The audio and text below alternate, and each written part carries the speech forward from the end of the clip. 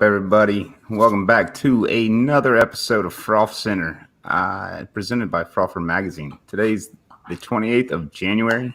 I'm Austin Lytle, joined here, as always, with Adam, Cody. What up, gentlemen? I'm Adam, and don't forget to check us out at frolfer.com if you're looking for a sweet Frolfer hat or patch or any of the other good stuff. We got vinyl decals now. Frolfer.com for articles, merch, and videos. What's up with you? It's the 1100 rated hype man himself, Mr. Cody Vitale. Oh, just living the dream. It's freaking cold outside. I am drinking the Duh beer again. Duh. Oh, yeah, you liked that last time. Yeah, it's delicious. Delicious. Duh. And we're already a month through 2021. Just about, yeah. Cheers to that. Thank God. It's not been much better in 2020. It's been weirder. It's been real weird. But anywho, let's get right to it. Tonight we have someone who's been pushing the game of disc golf in general as hard as anybody else has, and specifically the women's game. It is the founder of Throw Pink, Sara Nicholson is here. Hey, what's up, Sarah? Hey, Sarah. How are you? Guys, how's it going? Great to Good. see How you. are you? Great. Listen, I've rehearsed this all day, so I already know what we're gonna say, and I already know the jokes I'm gonna tell. So don't worry about anything. Cool. Hey, that's what I like to hear. Well rehearsed. Thanks for having me. Yeah, absolutely. coming. We're honored to have you on the show. Aw, thanks, Cody. The hat you gave me years ago is still my favorite hat. I can't wear it because it says Latitude 64 on it, but it's still my favorite hat. I was going to tell get you everybody one if you need it. the first time I met Sarah was at the International Disc Golf Center, and she just had like this radiation around her. She's so nice to everybody, so sweet, super helpful, and I'm very happy to have you on the show. Thanks. Are you sure that wasn't the campfire that we had out back that was radiating? Yeah, maybe. So, for those people that don't know, how did you get started into disc golf? What brought you to the course the first time? My brother. It's kind of a boring story because I guess people say, "Oh, my boyfriend, my brother." That's kind of the thing. But he started. I first played disc golf in 2004, and I kind of have maybe a different story. Except for I listened to Holly the other night, and she had a similar story. The first time I played, I didn't immediately get hooked. I think it's because I wasn't good, and my brother and his friends were, and it was like, I only had one disc, and I don't like losing to my brother at anything, Yeah, absolutely. But we had a ton of stuff going on then at the time. My mom was sick at the time, and I was taking care of her, so there wasn't a whole lot of time for that. But when I moved out to Yellowstone National Park, there's actually employee courses. They're like target courses out there, and that's where I really got hooked. My brother was out there too, so that's kind of my story. But I joined the PDGA a year and a half before I even played in a tournament. So I'm a little different than a lot of people that just come in so they can play. What about your most recent round? It was garbage. I've mostly just been playing casually. The last tournament I played was the WNC at Winthrop. Oh wow, yeah. Yeah, I mean, I was playing for not last, which I barely achieved. But I just wanted to be a part of history. First time, a whole group of women were playing, at Winthrop. So I went out and played that. But I finally hit 900 rated, and then I tanked a couple of tournaments last year and dropped below. So now it'll take me like 20 more years to get back above 900. Yeah, trust me.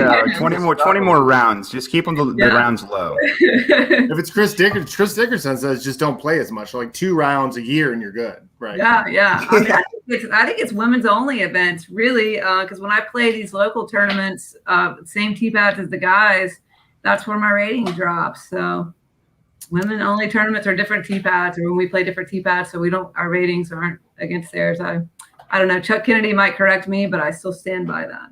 Yeah. Okay. I don't think anybody really ever later in the show, I think too. Yeah, I don't think anybody will ever really understand the ratings process.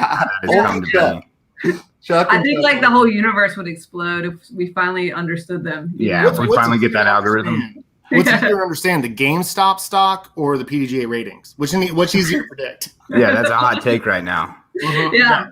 Well, I don't think I want to go on record for selecting the other. SEC's watching this show for sure. Yeah. So Sarah, Oh, what do you One say? more. Sorry, Austin. One more. Where and when were you when you decided to start working for the PDGA?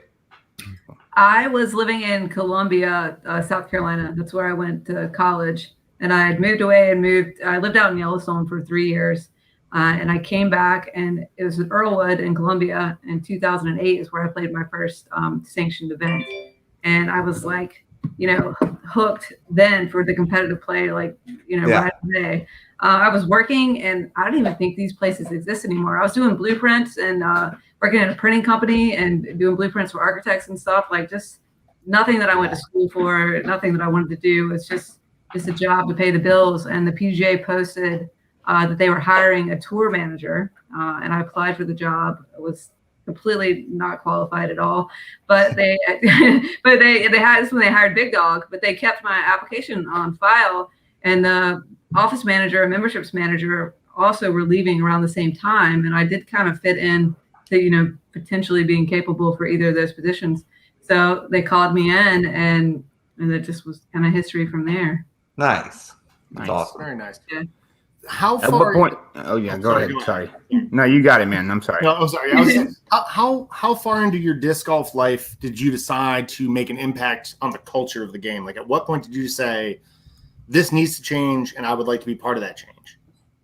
It was honestly, the first time I decided it needed to change was my first league night in Columbia, South Carolina, when I was the only girl, and I was the only girl for years and years and years. And there are a lot of really awesome guys in that club. And, I had similar experiences that Courtney had because I heard her on the show. I had a lot of great guys. I mean, I learned to play with guys, and guys taught me to play. When I was at Yellowstone, I was the only girl playing with a bunch of guys. And it was great. I never had any negative experiences until I got to Columbia, and it was a doubles night. It was my first night showing up. Like, I was like being brave, going out. I mean, I was terrible.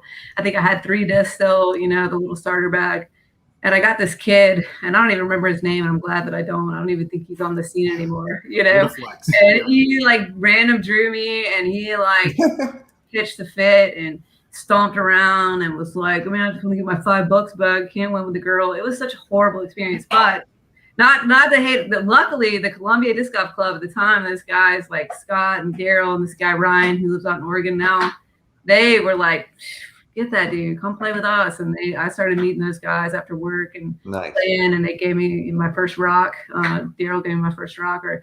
And it's just, and at the end of the season, those guys gave me a Traveler for like most improved club member. And it was at that moment that I was like, probably a lot of other women are struggling too. And if they come out and they have a negative experience, they may not come back. But here are these guys making me feel like, most improved, I was still shooting like 27 over at Earlwood, which is the par 54, but they were like, you're awesome, and that's when I was like, we could do more with this. And I actually ran my first charity event with that club before I even started working for the PDGA. And it was just like, this is cool, man.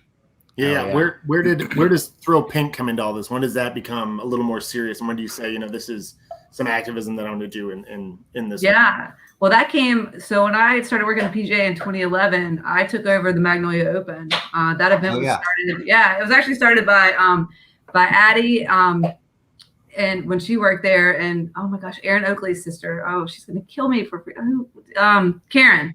And they started it. I get nervous and then I forget really important people in my life's names. But they started in 2009 and ran it for 2 years. And they had paired it. It was their idea to make it a charity event. Already. And there was only 9 women the first year and like 15 women the next year. And I had gone up to Rochester Worlds with the PGA in 2011 and just like started talking to all these women, recruited all these women. I think we had like 50 or 60 women that first year of the Magnolia Open. And that's when I like saw the power of like what you can do with, a women's only event and creating a safe and fun place. And Throw Peak didn't start till 2013. It's when Harold Duvall actually started Throw Peak with me. It was him. Innova donated stuff for the tournament that year. And after the event was over, as companies often do, they follow up and they're like, hey, so what happened? What do you think? And he's like, how can we do more than just make a splash once a year? Like, what can we do? And from that, came Throw Pink. So. That's that's awesome. huge. And so for folks who don't know at home, who've seen I see the Throw Pink stuff everywhere. What does Throw Pink do? And like, if I buy a hoodie and I pay $50 for a hoodie, what's that $50 doing? Well, first of all, our hoodies are only $30. Awesome. I like that. I was going to give you 50 for it. It looks cool. He knew that. He knew that ahead of time. Yeah, but so we earmark it. So I pick a specific breast cancer charity in October. So like we originally started Throw Pink, and I kind of maybe backed myself into a corner a little bit with that name because we started initially just to focus on breast cancer and getting more women into the game. Yeah. And since we've evolved, and I was like, we can do so much more. There's a ton of breast cancer charities.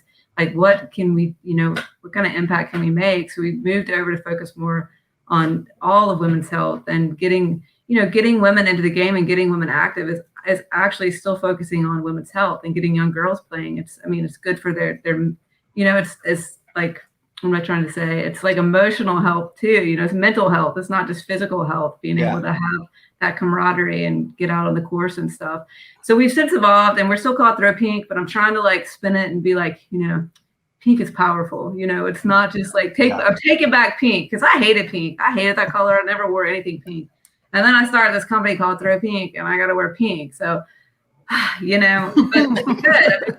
I want to make pink not like this feminine, like, oh, if somebody's wearing pink, then they're girly. They can't do anything. Like, like a warrior. I told you guys we should have worn all pink. Real men wear pink. Yeah. That might be copywritten. Hey, okay, Sarah, I will wear a pink suit at next year's Boomtown event. Like a seersucker, please. Ooh, yeah. We're doing it. Joe Costa is going to pick it out for me. Yeah, it's going to be perfect. We're getting lots of love for you here on the board, too. We got Bill Newman, Go Sarah Go, and Gangster Pump and Throne Pink. Yeah, he's on the team. He's a team member. Oh, nice. Mike Haney down here. Hey, Mike Haney. Gangster Pimp and Throne. There he is. You got it right this time. And then the other Sarah, well, I guess one of the other Sarahs, Sarah Sinclair, who your hat is in the mail, by the way. She won a funny little Courtney PV trivia thing we did last week. So. Oh, nice. Yeah. I was going to tell you guys that like you shouldn't book any kind of shows with bands or anything because I should have been the opening act. You had me on after Sarah and Courtney and Holly. I'm the opener, guys. No. We got Murder Mike to open the show. We'll just get Murder Mike every couple of weeks and just start it. All right, Sarah. So what's next for Throw Pink? What's next to come this year? Well, we went from 18 team members to 54 this year. Nice. Really, it was not my intention to add that many, but I got so many good applications and have so many awesome people on the team. I just could not turn away people that like wanted to make a difference, So they're gonna all run events this year. The Women's Global is this year. I'm gonna pair Throw Pink with the Women's Global. I'm just trying to get more involved and get the name out there and raise more money and just I'm finally have a little bit more time. This is the first year since it started that I've been able to dedicate more time to it. It's always been I still my full-time job, but I have a little more time now than I ever have. So the goal this year is to like really push it forward. I applied. We will be an official nonprofit in March. So we're waiting on the IRS. The COVID thing, among many things, has slowed that down. But talked to my attorney last week, and it'll be here in March. So then, because I've turned down a lot of pretty awesome donations because a lot of people need that actual 501c3 right to make donations. But we're working with some breweries. We're running some doubles events. We got some clinics going. Really, really expanding what we were already doing and trying to get it everywhere. That's awesome. That's huge. And I can see the ladies scene is growing big time in Atlanta just in like the last year. Oh man, you guys it's crazy. Like, and then Augusta too, like Kaylee White is growing this women here, man. I was like, where's all this when I lived in Georgia? Right. We got some great ladies in Charlotte too. The Queen City, they're huge there too. So I will say when me and Kate left Atlanta to come to Durham, we got to Durham and there was like the first event Kate signed up, there's like 11 ladies and she was so happy. But now she looks down at Atlanta after a year, just this past year and a half, and there's like so many more ladies playing. It's awesome. Yeah, it's huge. Yeah, I'm glad. We got to get some more pro women in the South though. I love that the AM ladies are playing, but look, yeah. I Yeah. I don't have anyone to lose to, so I'm just over here playing casually. It's only time for that, I'm sure. So I guess it's the same thing for the next 5 years. You see for Throw Pink, just steadily growing, getting the. What am I looking for? You have like a big growing the team. You have like a bar, I guess so to say. Big picture. Yeah, well, I mean, I definitely, the goal would be I'd like to have Throw Pink in all 50 states. I'm getting a lot of interest in Europe and other countries, and I would love to get there too. The problem I keep running into with that is shipping. Oh my gosh, shipping is so expensive. And when you're a nonprofit trying to help other people that are charities, it's like, who's gonna? If I could get a sponsor, I would get like UPS or FedEx. So what you're saying? what Sarah's saying is she needs a manufacturer out of Finland or Germany, a couple of those companies to help her make Throw Pink. Yeah. It'd be good. And we still have a lot of work to do here, so I don't want to like spread myself thin. And when people reach out and they want to be a part of it, like I want to get them in. And you want to incorporate everybody. Yeah, sure. yeah. So, I mean, I'd love to have a women's team like in Atlanta everywhere and Throw Pink to have a handle of that. And I want to get in. We've worked with the Girl Scouts before, but I'd like to get in with some of the younger ages and grow up from the ground up. We have a junior team this year, six girls on the junior team. So, Miller and Sherry Cato are running a junior event up in Virginia. So I'd like to get involved in that kind of stuff. So I'm kind of all over the place. I talked to my attorney and she's like, you might want to like, maybe not do everything. And it's so hard because I want to do everything, Yeah, that makes me wonder, is there anything in the PDGA bylaws saying that you couldn't just have Girl Scouts selling Girl Scout cookies at lunch at a PDGA sanctioned tournament? That would do like really well. You call it a bake sale, you do it somewhere, you know what I mean? It'd be perfect. Yeah. Home on tours, that would sell quite well. I'd have a Samoa's lunch, you know what I mean? Get a Girl Scout cookie tour bus. Yeah. Wrap your touring bus. Get your Anheuser merit badge, your Heiser Flip merit badge. Okay. So we have a viewer question. We ask everybody. Okay. What is your favorite condiment? Oh, I heard this the other day, and it's not regular mustard. The viewer's going to be upset, but mustard is my favorite condiment. But I'm really hooked on this dill mustard right now. Sometimes I do the horseradish mustard. I like the spicy Dijon, but I'm definitely like mustard on as much as possible, even stuff that doesn't make sense sometimes. Awesome. Yeah. What's the most unusual thing you put mustard on? Popcorn. It's really good on popcorn. It sounds crazy, but you get like a little Frank's hot sauce, and you get your little popcorn kernel, and you get Frank's hot sauce, and then a little dip. It's got to be the dill mustard. There's something about the dill and that like sweet cayenne pepper hot. You got to try it, man. Okay. I will. You got my flavors thinking hard right now. Well, put it on the website as frother recipes. Frother magazine. Oh, that would be so good. Yeah. A bunch of trail mixes. That's all it's going to be. Yeah. You could release like a little cookbook that comes with a mini. Like it would be good. We'd have to get Costa to write it though. He just got what did he get? Educator of the Year at Atlanta Culinary Arts. Yeah, somewhere. Yeah, you just got that. So, Sarah, let's talk disc golf here for a second. What's in your bag? What mold has been there the longest? Probably not the exact same one, but I started with, I still have the old grid AVR. My brother bought me the 3-pack because those used to be in the 3-packs back in the day, and it had like a Valkyrie and one of those in there. So that's my oldest disc. I stopped throwing it. But I have Sidewinders and JKs. DX flat top rocks are the most underrated disc ever. They're so hard to find. I paid $30 for one the other day because I actually found them. I got a ton of them. You got a ton of Throw Pink ones, man. I mean, I'm good. I'm literally getting on there now. Adam's the only one that benefits. I'll put them online because I want to throw them all, but I'll share one with you. Okay, let me know. I definitely want to throw Pink flat top. I seriously have some because I that's my go-to mid range is the flat top. But I've been throwing the Mako 3 a lot because it is. I mean, I don't know. It's one of those discs where you're like Mako 3. Bestest ever, changed my mind kind of thing, Yeah, for sure. Yeah, for sure. For everyone, and for ultimate players just coming into the sport, Mako 3 is the best disc. There's a lot of them. Is that the newest mold in your bag? The newest one, gosh, what I used to do, and I did this more when I worked at the IDGC than I do at Innova. Every time something new would come out, and this is terrible for brand new players, but when you have access to every single new disc, I would buy every single new disc. And I never knew if it was my game or the disc or any of that. So I recently have dialed it back, and actually got this from Sarah Sinclair because she did this with her bag. And I'm just like Sidewinders, Valkyries. I mean, I think that's my drivers. I do have a Wraith if it's windy, and I think that's it. I mean, I just have so many different levels of Valkyries that are, some are beat-in, some are G-Star, Champion Star, and it's like that one disc is actually 3 different discs when you do it that way. That's my Roadrunner life, yeah.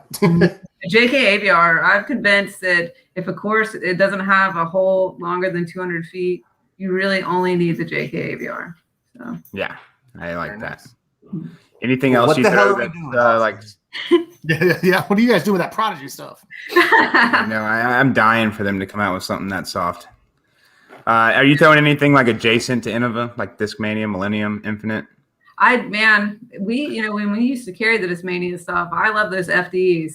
But I throw pretty lightweight. My heaviest driver, I think, is a 163. I throw heavy mid ranges and heavy putters. Those are 175s. But my drivers, I max out at 163.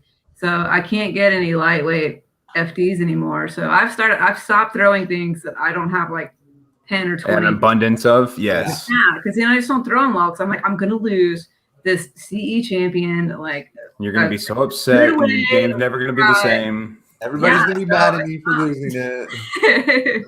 Yes, definitely.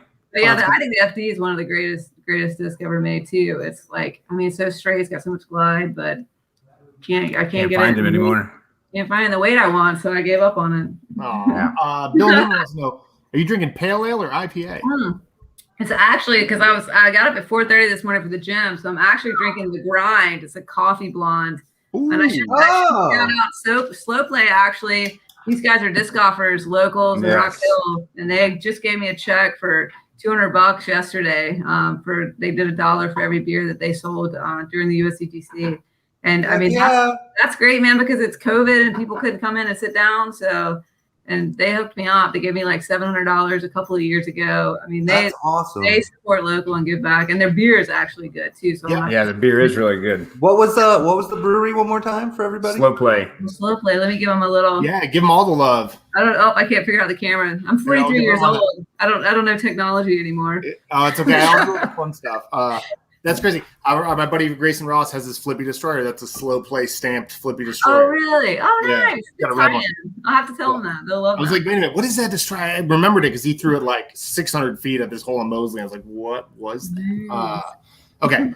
I've got here's a question I asked Andrew Fish. And, of course, he gave us the Fish answer, and it took, I think, 45 minutes to get to it. But yeah, I probably can't pronounce half the words that he used. So. Oh, boy. Yeah. I love talking to him, but it was a lot. It was a lot to chew on. And so there are all these new Ultimate Frisbee players coming into disc golf through COVID and all this other stuff.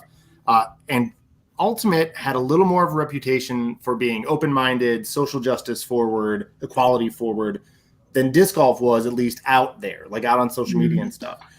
Do you think that there's a limiting factor in disc golf that prevents some of these pros from speaking out? Because it's certainly not the culture. We have a diverse culture in disc golf. But is it the money? That Andrew Fish basically thought it was the money. Ultimate players don't make any, so they're not worried about losing it for saying something. Do you think there's a limiting factor? I think it's a culture, and I think it is different. I think because when I get around certain people, I feel more comfortable speaking freely than I do around other people. And I think that Ultimate, because I found Ultimate later. I did everything backwards. I started first, and then I started playing Ultimate in 2015 when I was like already almost 4 years old. But I love it. And I played in a few competitive tournaments on some mixed teams. And it's just, they're just different. I mean, they're just quirky and they're funny and they're just, I don't know if it's because a lot of the Ultimate players come from the collegiate side of things and just their culture from that makes them more liberal in general as a group. I mean, I've tried to figure that out because I'm on the WIFDIF Women in Sport Commission and I'm the only disc golf contingent on that commission and one of 2 Americans. Everyone else is from all other countries. It's really a really wow.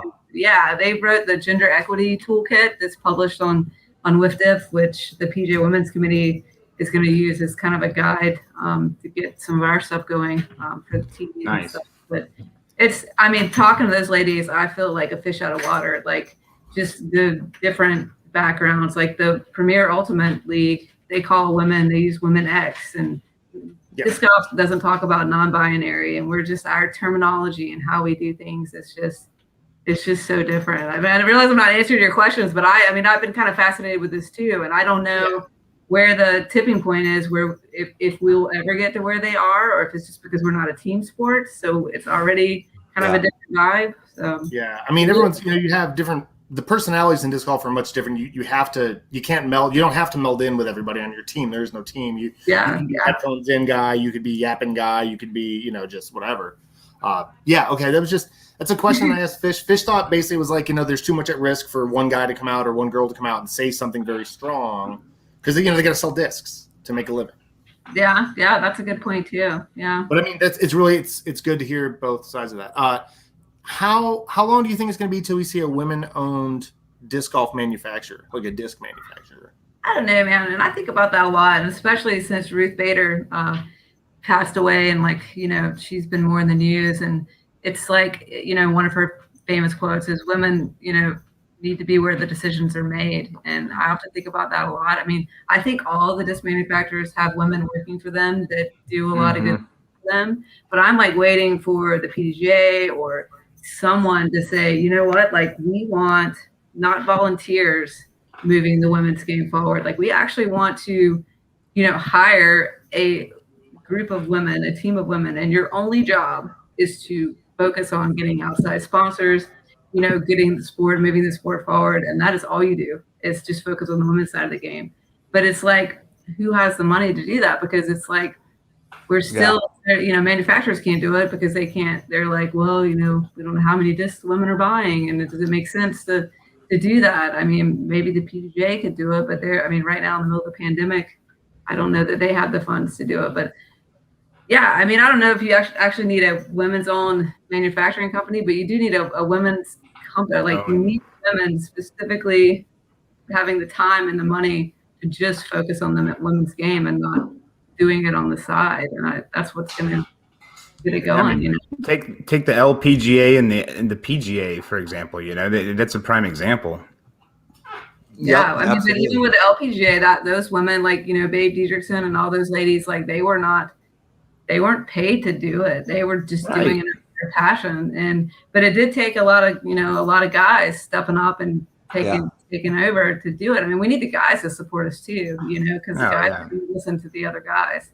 They're just gonna be like, oh, the women want something again. And really, it opens a whole door for new sponsors.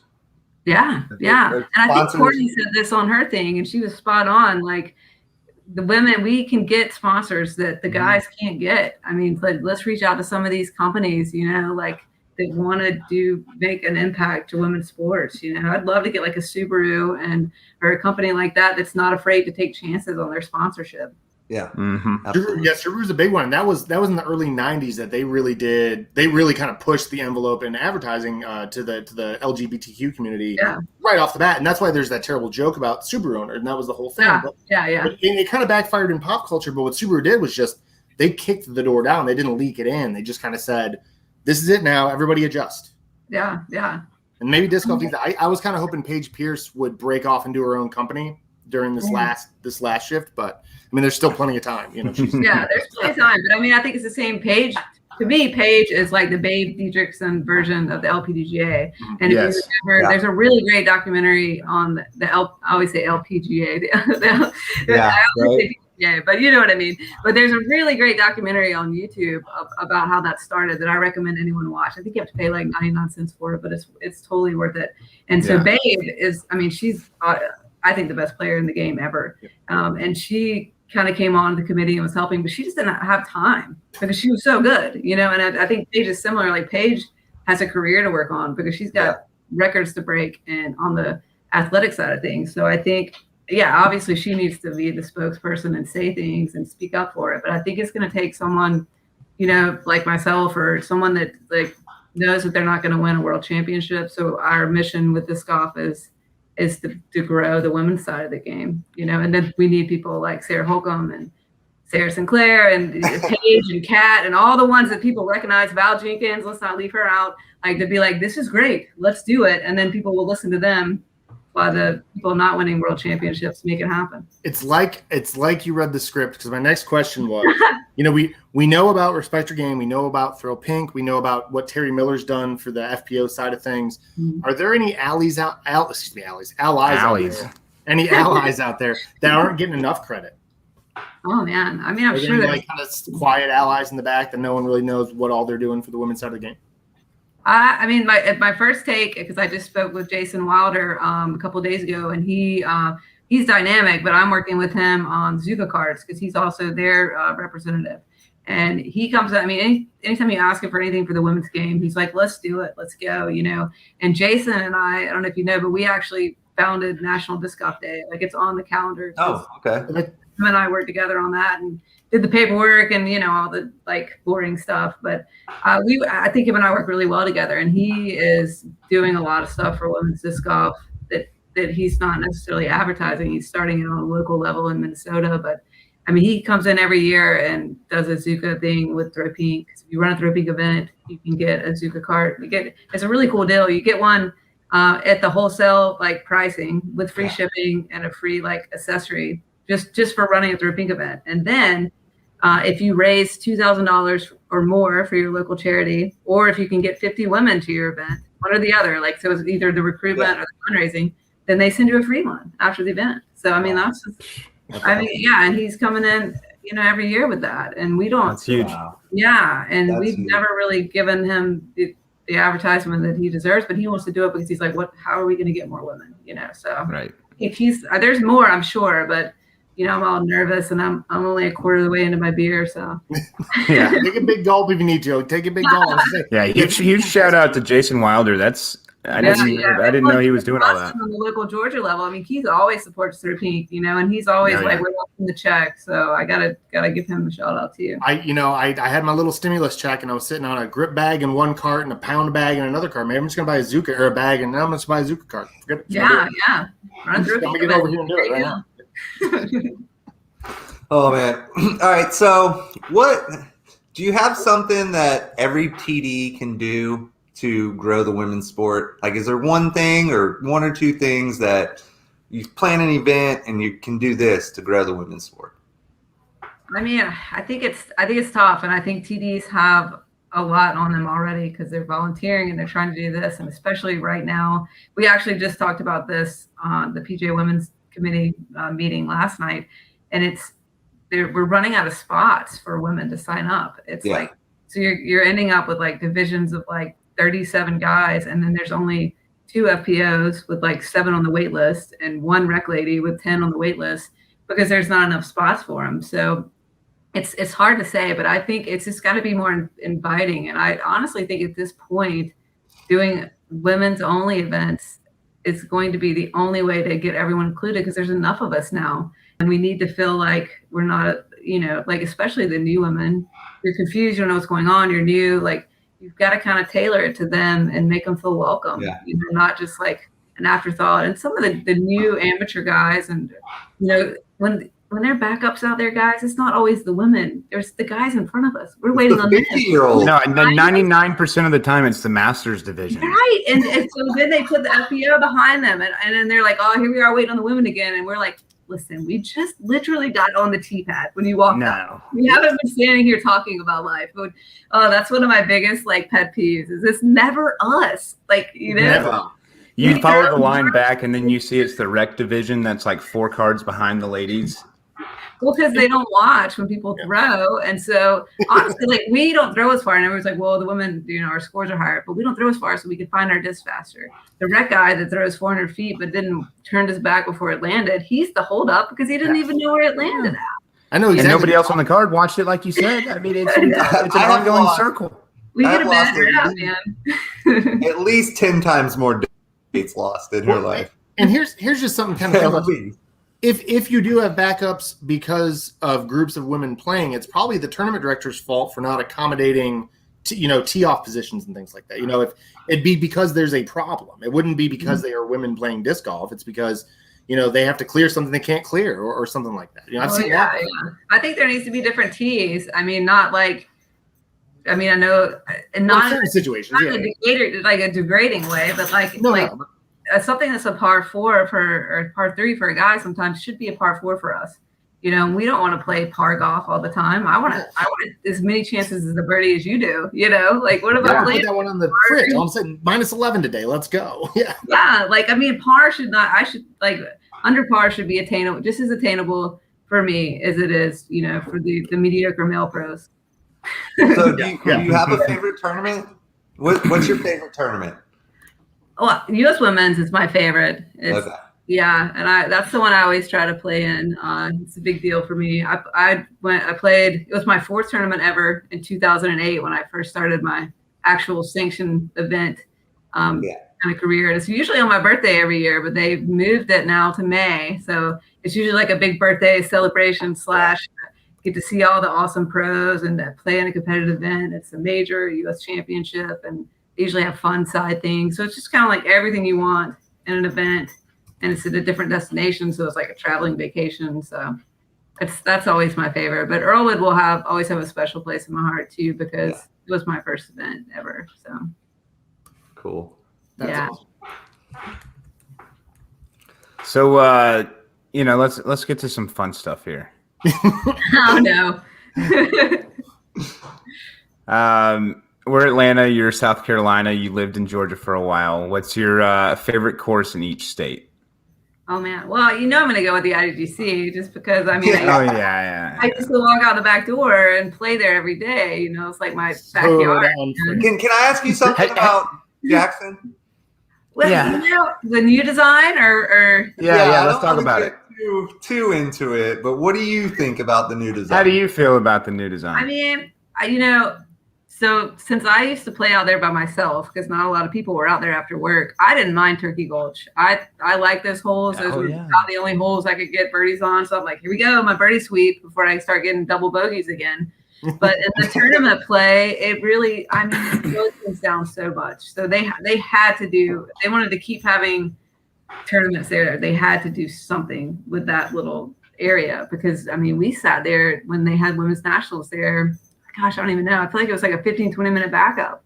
So you can't do that and then have like a really high pro level event and have people sitting around with backups. But my favorite there, I love Chuck Kennedy's course. I like Hedrick because I like being out by the water, and it's just it's hiking and disc golf and water. It's like everything like all at once. But my favorite thing to play after work before the redesign is I would play the front 9 of Warner and the front 9 of Jackson. That was my after work 18. That's a pretty good 18. Yeah. Because the back 9 that. of Jackson The after work 18. Yeah, it's not like you don't play the back 9 of Jackson after you worked all day before you've had dinner. Unless you just don't do it, man. End up camping out, just eating bark. Like, this is terrible.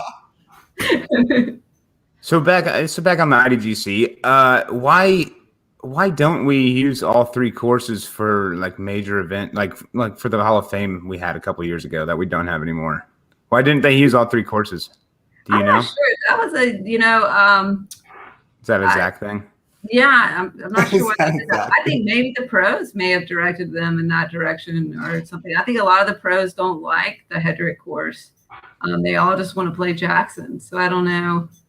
I'm not sure your specific question, but Warner's a very good course. I just never understood why we never used Warner and why I don't know.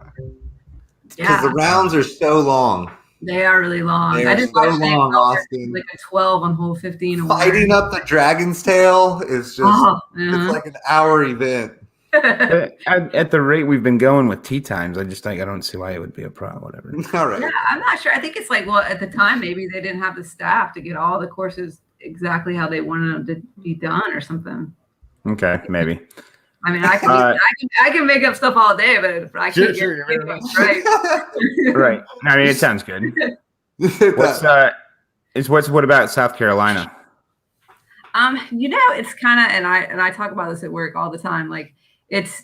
Innova Disc Golf is in Rock Hill, and it's I miss the courses in Augusta and being able to just walk out the door and go play. I mean, Charlotte has a ton of courses, but like if you get up like on Saturday morning and you're like, okay, I don't want to drive 45 minutes and then play for 2 hours and drive 45 minutes. I just want to go out to the course for an hour and then come home. And I like Winthrop. I think it's great during the championship, but I don't throw far. So a wide open course without a line to hit, like it's just boring when you're playing by yourself, which I play by myself a good bit. So, and I like Boyd. I like Boyd a lot. It's a lot like Earlwood, but it's usually pretty crowded with other golfers and then foot traffic that's not golfers. It's a little bit like Perkinson. Is the best way to explain it. Like I love Perkinson. It's a great layout, but it's not necessarily a course that you just go and practice upshots by yourself for like 2-3 hours, Right. But we've got a cool little course, Fuel Park. It's like an Ace place. Yes, that's where I warmed up when I was there. Yeah, man, I love that. I would love to have something like that in my backyard. I would like just invite all my friends over and just cook out and just play my little like Ace place circle. Nah, it is nice. I mean, the lake course at Winthrop's nice too. That's a great one too. Oh yeah, that's a good course, but I didn't mention that because it's like you can only play it 8 days a month. You can only play it on Saturdays and Sundays. Oh really? Yeah, it's only open on the weekends. But if I could play Canaan every day after work, that place is magical. I feel like it'd make you a really good disc golfer too. Have you Yeah, I lost a lot of really good discs. It is. When Canaan. are you gonna come play Davalo in Durham or Raleigh, whatever? Yeah, I've only ever played up there. I played Zebulon, the Zebulon Zing team or whatever. And I think that's the only course I've ever really played in the area up there. Well, if you ever want to come up, me and Kate would love to have you. They just built this, Jay Pointer just built this new course. And it's like WR Jackson. Nice. It's a top level. It just got 7th, I think, on UDisc or whatever. Yeah. But it's like Hobbs Farm and Jackson had a baby or something. Sweet. Well, aren't they putting in a ton of courses up there, right? To try to get more. Yeah, we got 2 more coming towards the Wake Forest area because of Jay Pointer. Again, he's doing a great job. Yeah. But yeah, super excited. Moved here, and I don't live in Atlanta anymore, so it doesn't take me 45 minutes to get to a course. Yeah. I definitely got spoiled when I worked at the IGC, and then when I lived in Washington, I had a really great course, Lincoln Park, that was like 2 miles from my house with no. Did you say Lincoln Park? Yeah, not the band though. Oh man. Okay, so Paul Macbeth got real famous and rich and got a lot of money. He bought a McLaren. If you were making Pablo dinero, what would your dream car be? Oh man, I mean, if I had a ton of money, I'd probably get a bunch of different cars. Honestly, that was my dog sneezing. I don't know if you heard that. Yeah, I mean, I want a Sprinter van, decked out like all the touring pros have, with all the cool stuff like that.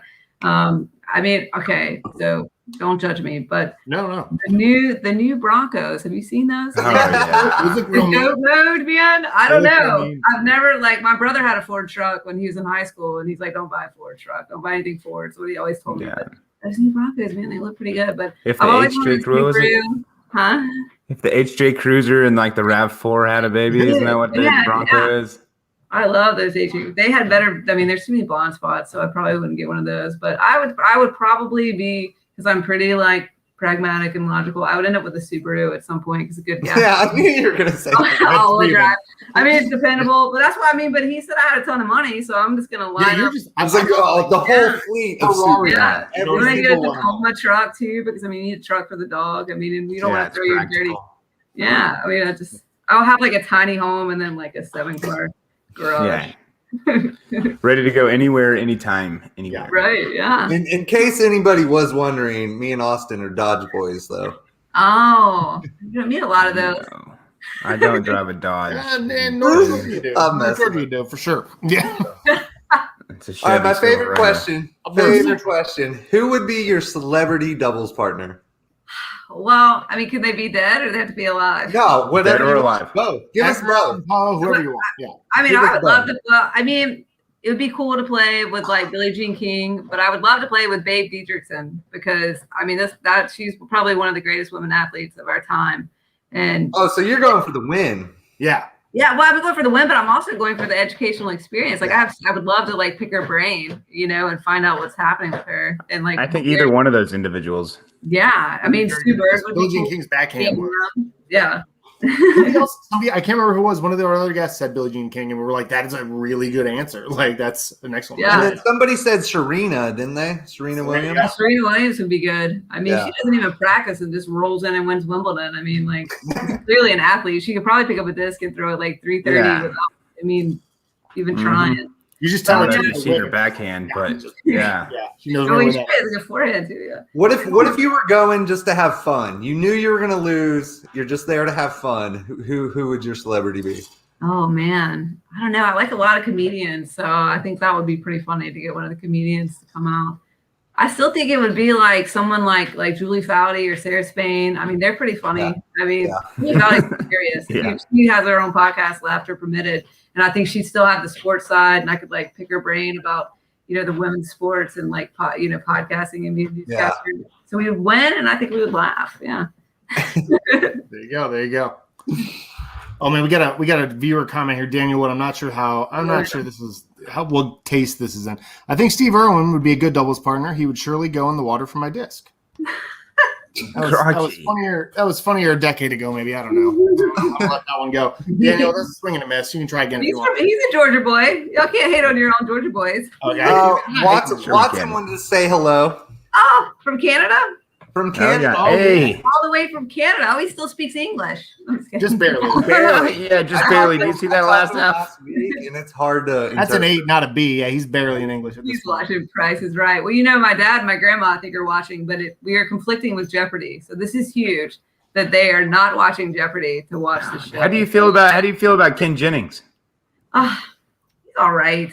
I wish he'd Yeah. stop trying to be funny. Like, just don't try to be funny for a while. Yeah. Like, you just mourn Trebek for a while and just you be serious, and then you can be funny later. Yeah, I was like, your okay. career. Just I kind of feel that. a little bit. Yeah, I mean, he's doing a good job. I mean, he's doing a great job. I mean, anyone that followed Alex was going to be not liked. So he was- Right. Nobody is Alex Trebek, but Nobody wants to tee off after Austin Lytle either. Right? I mean, I would just walk away from the course at that point. If that was me. and I'm about ready to do it too.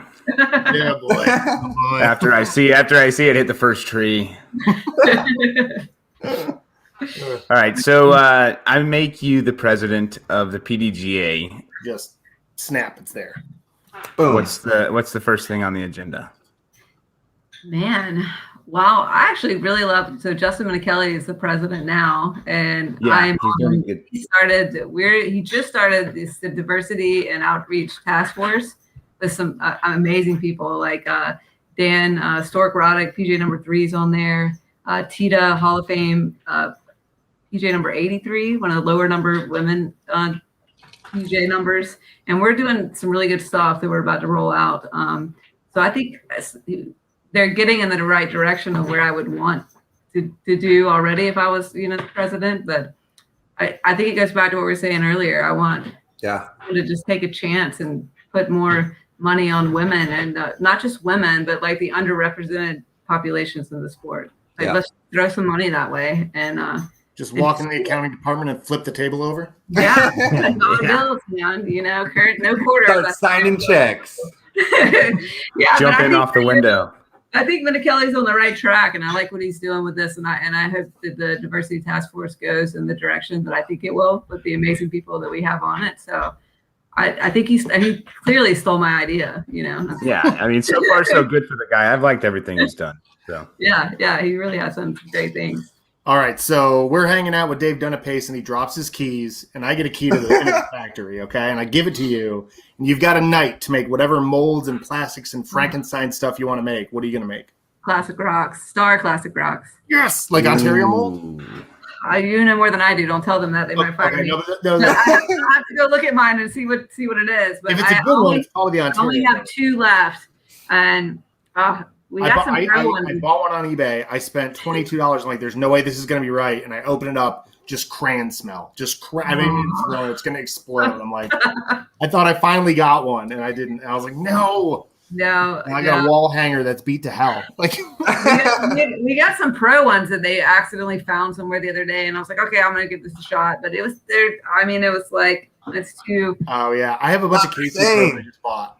I got some of them Casey Pro runs. I mean, it works for the winter, but I don't want to get attached to it. And then Georgia, South Carolina summers can't work with stuff like that. Yeah. So, Yeah. that's what I would do, man. The Classic Rock is. I remember getting the DX ones at like Dick's for $7 or $6. Yeah, I still have some of mine. Yeah. Oh yeah, that's lucky. You're lucky on that.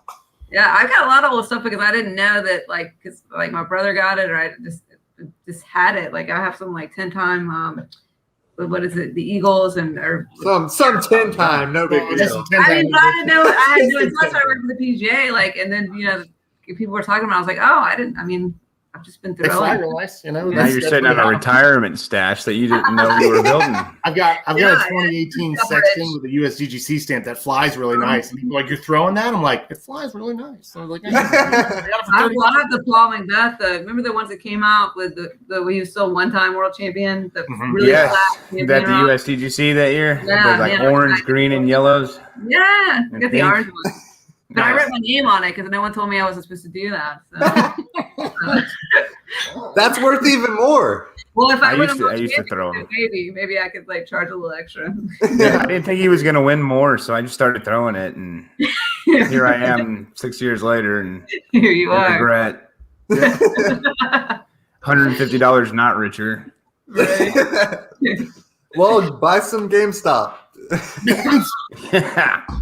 we just like the stocks. This is not a financial advice show. Okay, good.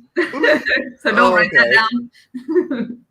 So, Sarah, what is your Waffle House order?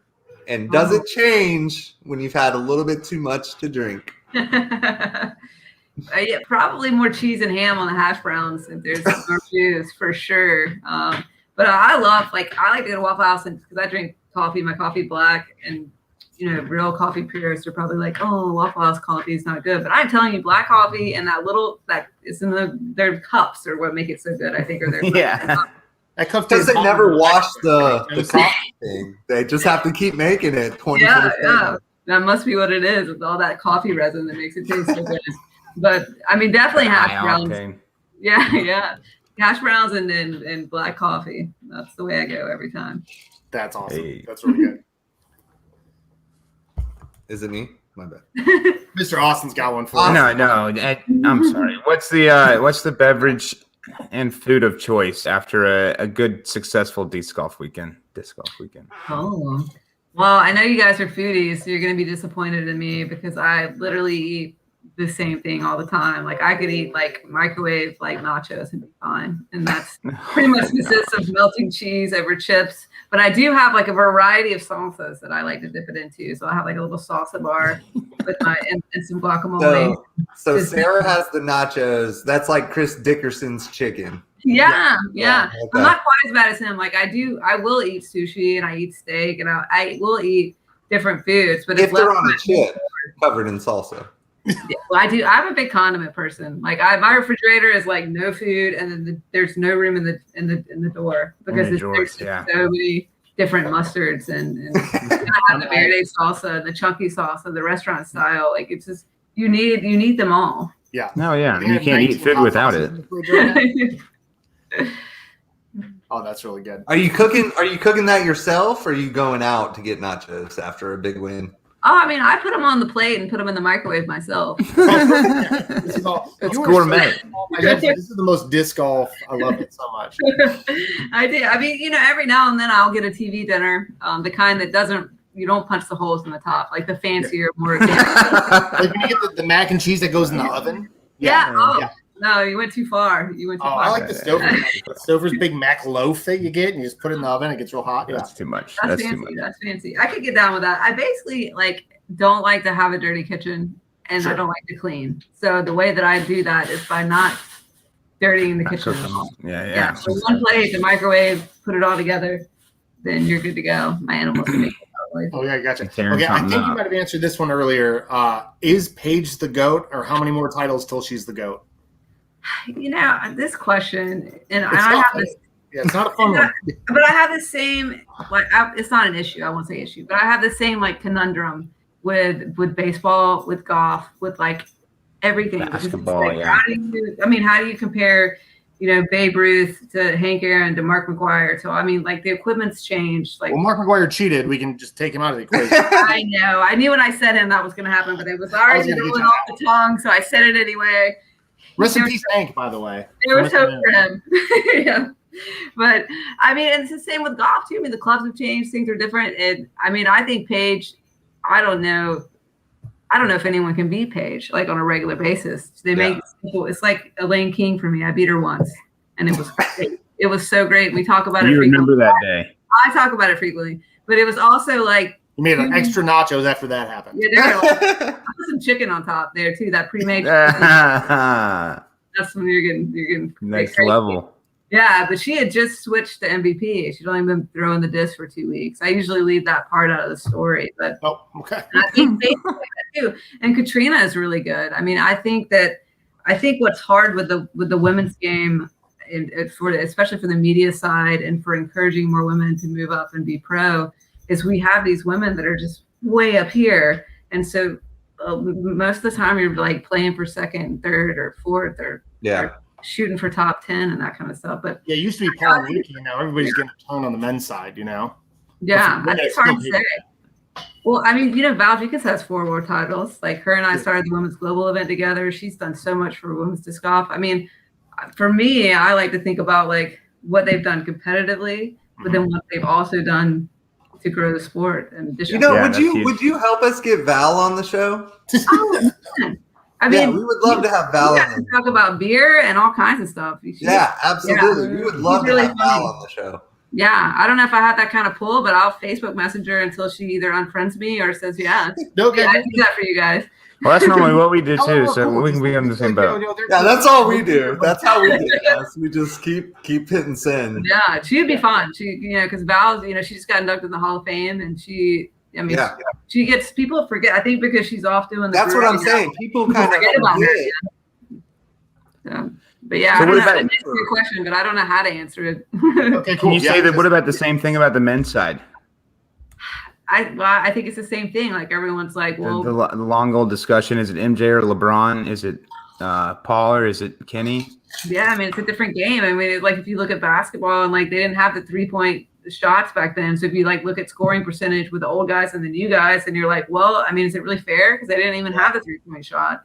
I mean, they had different equipment, and I don't know. It's comparing apples to oranges. You just have to have generational goats, Yeah, I like to make the point that I love it. I love that saying. Without the way MJ changed basketball, LeBron wouldn't play it that way. It's the same thing with Kenny and Pablo. It's gonna be the same thing with Paige and whoever's next. I think the way they play the or game. Juliana and Paige. Okay, guys, can we get some soccer references like Pele and Ronaldo or I mean, Ronaldo and gee. Sure, yeah, that sounds good. Jorge Campos. Yeah. Oh, that's a good one. Sarah, thank you so much for joining us tonight. We always like to keep it around an hour. It was such a fun episode. Do you have any questions for us? Oh man, I know. I mean, I've listened to every single one of your episodes at this point, so I feel I feel like I know you intimately. So I think that I've had all my questions answered. But I mean, I really appreciate you reaching out to me, Cody, and asking me to be on here. Again, I should have been the opening act and never followed. No way. No way. We have to pull the ringer. You're the ringer. Out of the history of disc golf, we pulled a ringer. Oh, man. Yeah, no kidding. Who knew this? Who knew all this stuff? Dude, I definitely did. You've done so much for disc golf since when did you start for PDGA? 04 or? That worked for them 2011 to 2017. 2011, yeah. You ended your other job, 2011. So you've been doing it for 10 years now. You're a pro. Thanks, man. I'm gonna come see you in Durham, and we're gonna hang out. Oh yeah. Tell Kate hi. I will, absolutely. We'd love to play around. Awesome, Sarah. We're going to put you up on the big screen, let you just tell everybody what they need to know, how to follow you, how to support you, what they need to do. We're going to give you just whatever you want to say. The floor is yours. Oh, sweet. Big screen. Well, I got to say hi to my dad and hi to my grandma, my biggest fans, and my only sponsors. I need to shout out Genevieve, who now does a lot of my social media and educates me in things that don't know quite well at 43 years old anymore. She's a fresh face and new to the scene. I think that's important to get a fresh perspective in the game. Jenny with Ladies First, got to give her a shout out, and Val with Wicked Aces, and all the other women that own their own companies out there, just getting it and working hard to try to make a difference. I already shouted out Keith Johnson. I think I've said, I know I'm missing someone. So if I missed you, I'm sorry. I'm a nervous person. So I just didn't forget you on purpose. But thanks for having me, guys. And thanks to everyone that supports Throw Pink. Check us out on all the social media. And just reach out if you have any questions. All right. Thank you so much. Thanks for coming. Thanks, guys. See you next time. Bye. Kiss the dog for me. Thanks, man. All right. Oh, hey, Austin. Oh, yeah. Let me get you back on. Oh, Austin's in charge now. That's trouble. It's pretty funny. Her dog's name is Louie, and you guys know Kahlua. Yeah, Lou. that's right. We were talking about this after the episode last time. Yeah. Right. Yeah, Louie, and I think he's a year younger than Kahlua is, but it's pretty funny. Kahlua was they've met before, but they weren't. It was a quick, brief interaction. Looks like we're trying to get Valerie from Wicked Aces a shout out. Ruthie Toothy says, yeah. so make sure we get that. Nice. Sure. Jenny, Ladies First. Look at this. Look at all the good stuff. A lot of Sarah, good job. Great shows. A lot of party symbols. People really liked it. That was a really fun and informative Hey, dude, show. that was really fun. Thanks for. Make sure And you again, like, if you guys subscribe wanna- to our channel, please. Sorry. If you guys want to, What do you? no, go ahead. My bad. It's all you, Austin. I'm just simply asking you guys to like and subscribe to Frolfcenter Magazine. I'm on. Sorry. Yeah, I'm on. Yeah, you're out of here. I can't. Technical difficulties. I was just gonna say, if you guys want to, any of the gentlemen in the watching right now, if you guys want to get involved with Throw Pink or Respect Her Game, message Sarah, and you will get some answers. Yeah, all three Sarahs have been on the show. We've got all three Sarahs. I feel accomplished about that. It's three of a kind. That's a good hand in poker sometimes. That's really good. All right. Well, anyway, I'm Adam. I'm gonna get out of here, but first I want to tell you, next week we have another good one. Mr. Dan Hastings is coming up. Sorry, I was going to bring you back for that because old Dan Hastings is coming back next week. Hey, Big Dan, we'll see you next week, big boy. Yeah, that'll be a good one. So I'm Adam. I'll see you guys later. Take him home, Cody. I'm out. Oh, thank you guys so much for watching. Again, if you want to get involved in Throw Pink, Respect Her Game, women's disc golf at all, get with your local disc or Facebook groups. Atlanta's got Peggy and Amanda and Sierra and Lee and all those people. If you guys have any questions, you can message Respect Her Game or Throw Pink. Have a great night. Thanks for watching Frolfcenter. Shoppers, can I get a fucking oh yeah? Thank you.